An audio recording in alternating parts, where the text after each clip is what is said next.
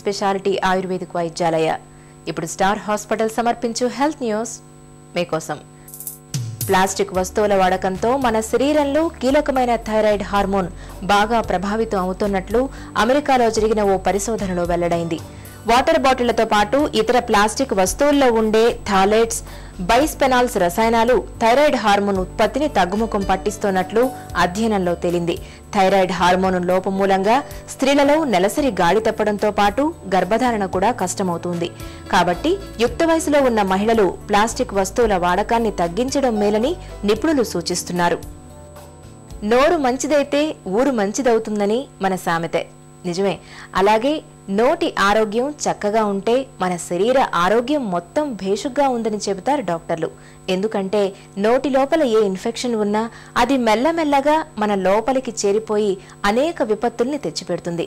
దంత ఇన్ఫెక్షన్లు మన లోపలి ఆరోగ్యాన్ని ఎలా ప్రభావితం చేస్తాయో డాక్టర్ని అడిగి ఇప్పుడు తెలుసుకుందాం.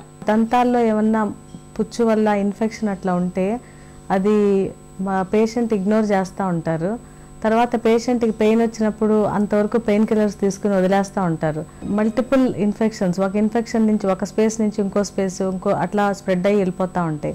సో ఈ టైంలో పేషెంట్కి ఎట్లా ఉంటుందంటే కొంచెం టెంపరేచర్ పెరుగుతూ ఉంటుంది, పేషెంట్కి డిఫికల్టీ ఇన్ బ్రీదింగ్ ఉంటుంది, ఆ పేషెంట్ వాయిస్ కూడా హోర్స్నెస్ వచ్చేస్తుంది, వాయిస్ కూడా జీరగా ఉంటుంది మాట్లాడటానికి.